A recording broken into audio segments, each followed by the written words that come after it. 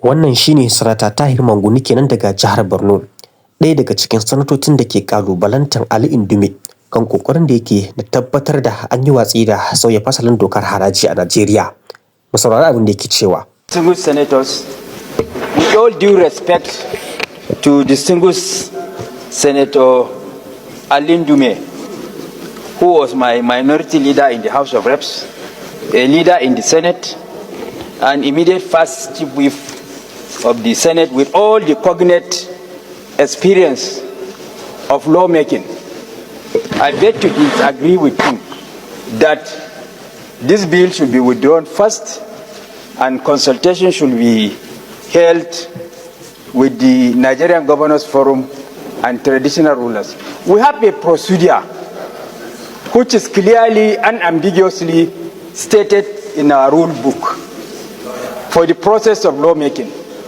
And the Constitution, in a very clear and unambiguous terms, gave us the powers to regulate our proceedings. Section 60. Section 60. And pursuant to Section 60 of the 1999 Constitution as amended, we gave these rules to ourselves in order to guide our proceedings. And then the process of lawmaking is very clear and unambiguous as per this book, that second reading, it will be now transmitted to the committee for public hearing. In the course of the public hearing, Nigerians of all walks of life, of all groups, will come and aggregate, including the governors and traditional rulers, are free to come and ventilate their opinion. And governors forum. Yes, that's why, including the governors forum and traditional rulers, are free to come and ventilate their opinion as to the pros and the cons of the bill before the public hearing, so that our committee will now look at the various submissions, aggregate it, and then bring it for clause by clause consideration. So this procedure that Senator Ndume, with all this due respect, has suggested is foreign to process of legislative exercise, and therefore is purely academic and should not be considered. But not rhetoric. Not rhetoric. It's an academic exercise, not worthy of legislative consideration. It's an academic exercise not worthy of legislative consideration. So, Mr. President, having said that, my contribution on the general principles of the bill is that this bill, as it is proposed, I am particularly on the issue of reducing the tax burden on Nigerians, removing VAT on food, medicals, education, pharmaceuticals, and electricity were exempted from VAT. So this bill is noble, is pro-people, because it's trying to reduce the tax burden on Nigerians, so that it is the big earners that are going to be taxed for the purpose of. Then with regard to the issue of payee, people that are not earning more than the minimum wage are also exempted from pay as you earn tax. This will also go a long way in reducing the tax burden on Nigerians. And then with regard to the issue of company income tax that was reduced from 30 to 25%, it's equally good, because that will give an opportunity for the companies to employ more Nigerians and what have you. So on that general principle, Mr. President, distinguished senators, I support that this bill should go for second reading. Na saurari mutane sun yi maganganu da dama, na karanta a jaridu, wasu na rediyo, wasu na ga talabijin da sauransu. To kamar yadda ka sani, ni na yi ciyaman na kwamitin kuɗi.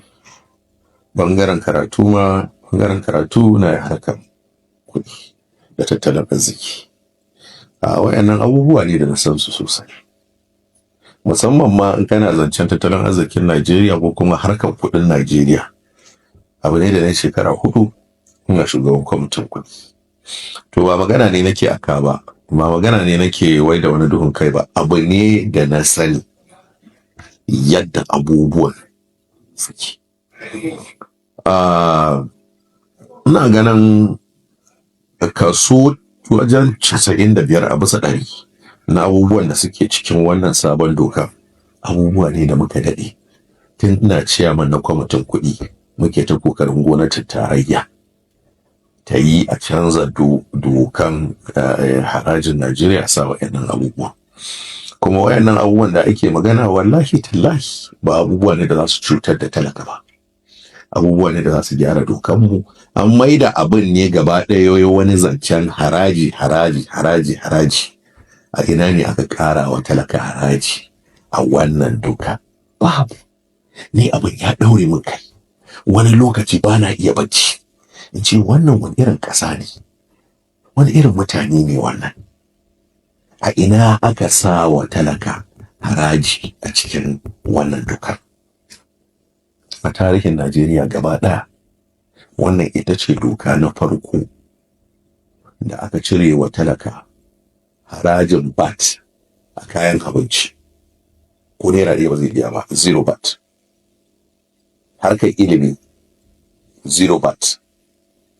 Harkar lafiya, zero VAT.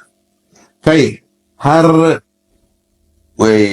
ɗalibai wanda suka gama makaranta za su fara aiki. In kuɗin hayarsa bai cika ba, akwai abin da ake kira exemption. Za a ɗaga masa kafa, a ba shi dama ba zai biya wannan VAT ɗin ba, zai biya kuɗin hayar gidansa. Wannan abin da muke cewa minimum wage, wato albashi mafi karanci da za a biya, to dukkan mu gaba ɗaya muna biyan me ake kiran shi haraji. Dukkan gaba ɗaya personal income. Amma gaba ɗaya duk mutumin da ke karɓan wannan minimum wage an ɗauke masa ba zai biya ba. Gaba ɗaya ba zai biya ba. To amma in na saurari mutane suna cewa wannan doka za ta cutar da talaka, abin sai ba ni mamaki. Ta yaya?